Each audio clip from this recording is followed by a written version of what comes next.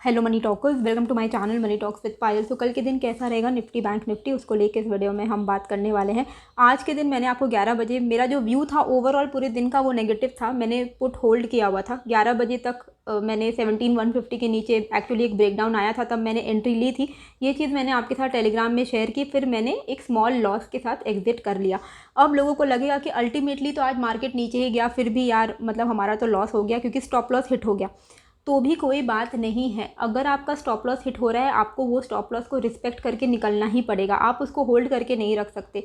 यहाँ पे आप देखो, एक चीज़ मैं आपको दिखाती हूँ कि मैंने एंट्री यहाँ पे कहाँ ली थी। जैसे ही ये 17,150 का ब्रेकडाउन आया, मैंने यहाँ पे एंट्री लिया। ठीक है, ये 11 बजे से पहले की बात है। यहाँ पे एंट्री लिया, मुझे नीचे का लेवल भी मिला, पर मैंने यहाँ पे बुक नहीं किया था क्योंकि I was expecting more fall. हुआ क्या कि ऊपर गया और ये स्विंग, ये मेरा स्टॉप लॉस था। जहाँ पे जैसे देखो इस तरीके का एक एरिया बना, ठीक है, ये स्विंग मेरा स्टॉप लॉस था। जैसे ही ये एरिया टूटा, जैसे ही मुझे पता चला कि मेरे मोमेंटम के अगेंस्ट जा रहा है मार्केट, तो मुझे मार्केट के ट्रेंड को ही फॉलो करना पड़ेगा, मुझे उसको रिस्पेक्ट देना ही पड़ेगा। मैं ये सोच के नहीं बैठ सकती कि अरे अभी तो ये गया तो क्या हुआ, फिर से तो नीचे ही आएगा। ये तो अंतर्यामी कोई नहीं है। तो यहाँ पे स्टॉप लॉस हिट हुआ, लेकिन उसके बाद क्या, उसके बाद अगर आपको याद हो, मैंने आपको 1:20 में ये पैटर्न बना के दिखाया कि अभी इस तरीके का रेंज चल रहा है। जिस भी साइड मार्केट निकलेगा उस साइड का हमें मूवमेंट मिलेगा। तो यहाँ पे जो मेरा स्टॉप लॉस था वो बहुत ओनली 30 पॉइंट्स का था निफ्टी में। ठीक है, यहाँ पे आप देखो 17,150 के आसपास मेरी एंट्री थी और मेरा एग्जिट था ऑलमोस्ट 17,170 180 के आसपास में। तो ज़्यादा यहाँ पे मेरा लॉस नहीं हुआ।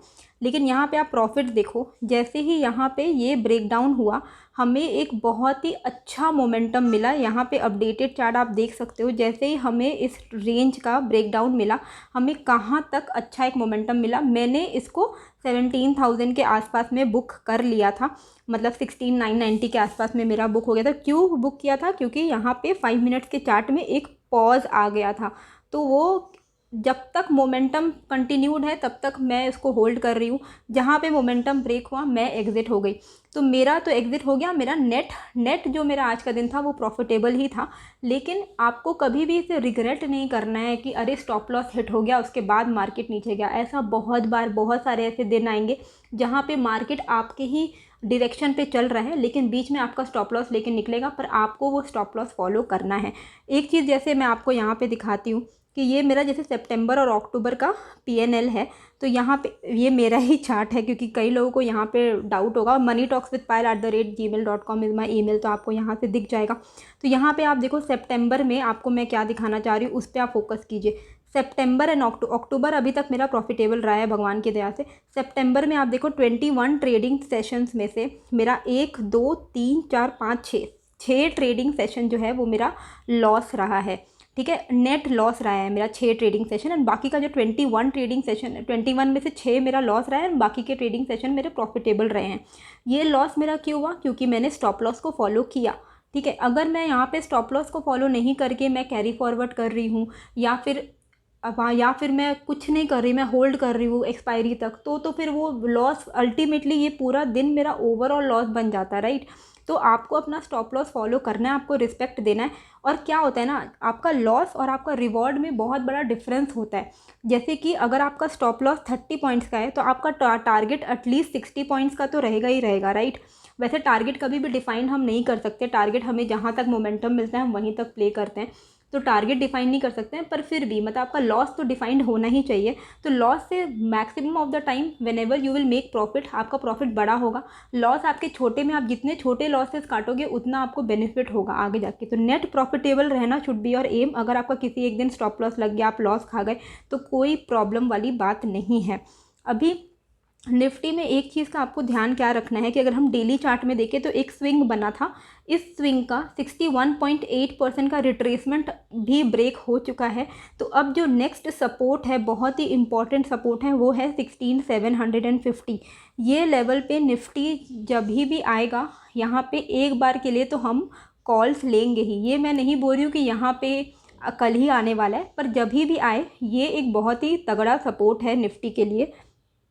ये एरिया, ये गैप अप हुआ था इस एरिया पे, तो ये गैप का एक बहुत ही इंपॉर्टेंट सपोर्ट है। तो ये इंपॉर्टेंट सपोर्ट पे हम जब भी आएगा, चाहे वो 2 दिन बाद आए, 3 दिन बाद आए या 5 दिन बाद आए, यहाँ पे एक बार के लिए हम कॉल्स तो ज़रूर लेंगे, क्योंकि यहाँ पे चांसेस हैं कि अच्छा एक सपोर्ट मिल सकता है। आप पहले भी देख सकते हो यहाँ पे काफ़ी बार डेली कैंडल आपको दिखेगा सपोर्ट लिया गया है, ठीक है।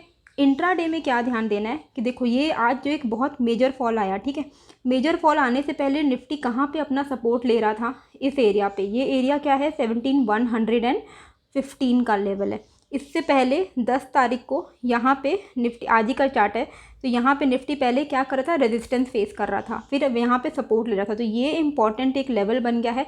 इसके ऊपर निफ्टी कम से कम 15 मिनट टिके इस लेवल के ऊपर, तभी हम कॉल्स लेंगे। और कॉल्स लेंगे तो हमारा टारगेट क्या रहेगा, आज क्या है ना, स्विंग्स बने हैं, ठीक है। तो ये जितने भी स्विंग बने हैं, ये सारे स्विंग हमारे टारगेट्स होंगे। पहला ये स्विंग टारगेट रहेगा, ये स्विंग का टारगेट क्या है, 17,200 के आसपास। फिर ये वाला स्विंग का टारगेट हमारा रहेगा 17,260 के आसपास। एंड फिर हमारा आज का जो हाई है, वो वाला स्विंग जो लगा, वो हमारा टारगेट है, जो कि है 17,290 के आसपास। तो ये 3 हमारे टारगेट्स रहने वाले हैं। लेकिन 17,115 के ऊपर 15 मिनट टिकेगा, तभी हम इसके ऊपर अगर निकला, तभी हम ये लेवल एंड ये लेवल के टारगेट के लिए हम यहाँ पे कॉल साइड में बैठेंगे, ठीक है। नीचे हम शॉर्ट कब कर सकते हैं, तो शॉर्ट करने के लिए देखो हम एकदम ही जिस लेवल पे हमने क्लोजिंग दी है, ये एक डेंजरस लेवल है, तो 16,940, ठीक है। ये लेवल आप देख सकते हो, पहले भी हमने यहाँ पे एक बार सपोर्ट लिया है, 2 बार सपोर्ट लिया है, तो ये एक इम्पॉर्टेंट लेवल है। इस लेवल, ये लेवल है आपका 16,950, 16,940। इसके नीचे निफ्टी अगर निकलेगा तो आप शॉर्ट कर सकते हो। पहला जो हमारा टारगेट रहेगा वो ये वाला टारगेट रहेगा। यहाँ पे आपको दिख ही रहा है कि यहाँ पे हमने पहले भी सपोर्ट लिया हुआ है। ये लेवल है आपका 16,860 का, ठीक है। तो आपको 80 to 90 पॉइंट्स का टारगेट मिल सकता है जैसे ही 16,950 जो है वो ब्रेक होगा। एंड 16,860 अगर ब्रेक होता है तो जो मैंने आपको फिबोनाची का रिट्रेसमेंट दिखाया है 16,750, वो एक बहुत ही क्रूशियल सपोर्ट है। वो फिर हमारा अल्टीमेट सपोर्ट रहने वाला है 16,750 का। यहाँ कहीं भी हमें मार्केट मिल जाए, निफ्टी अगर 16,750 पे, हम एक बार के लिए तो कॉल्स लेंगे ही लेंगे। डेली क्लोजिंग कैंडल 16,750 के नीचे क्लोज नहीं होना चाहिए। अगर डेली क्लोजिंग कैंडल 16,750 के नीचे किसी दिन हमें क्लोजिंग मिल गई तो और ज़्यादा फॉल आने के चांसेस हैं। तब तक 16,750 अभी के लिए हमारे लिए बहुत ही मेजर सपोर्ट बन के काम करने वाला है। निफ्टी बैंक में हमें क्या ध्यान में देना है कि ये जो लेवल है, कल हमारे लिए ये लेवल सपोर्ट था, अब यही हमारे लिए रेजिस्टेंस बन गया और ये लेवल है 38,800, ठीक है।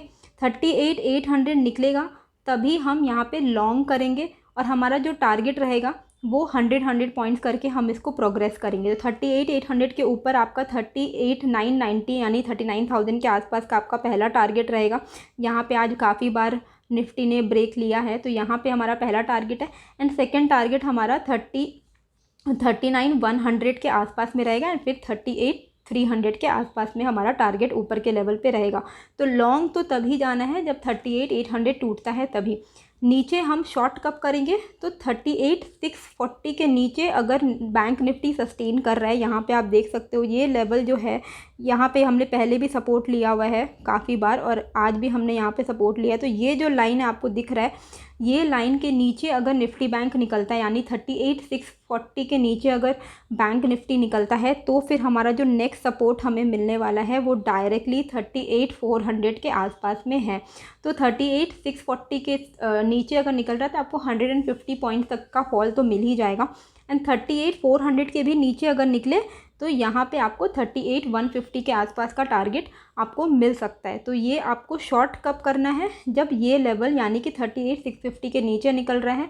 लॉन्ग कब करना है, जब ये लेवल यानी 38,800 के ऊपर निकल रहा है। 650 से 800 के बीच में जब तक निफ्टी बैंक है आप अवॉइड कर सकते हैं ट्रेडिंग करना। और आज जो एक मेजर फॉल हमें निफ्टी बैंक निफ्टी में देखने को मिल गया है, हो सकता है कल का दिन थोड़ा साइलेंट रह जाए। साइलेंट रह के अगर रेंज बाउंड रहता है तो आप अवॉइड कर सकते हैं।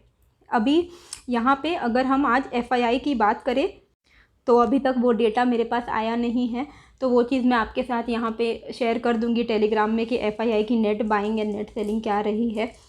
DIINFII की। होप आपको ये जो वीडियो है अच्छी लगी होगी। कैसी लगी है मुझे कमेंट करके ज़रूर बताइएगा। एंड स्टॉप लॉस को ज़रूर से फॉलो कीजिए, इमोशनल होके डोंट गेट इमोशनली ड्रिवन।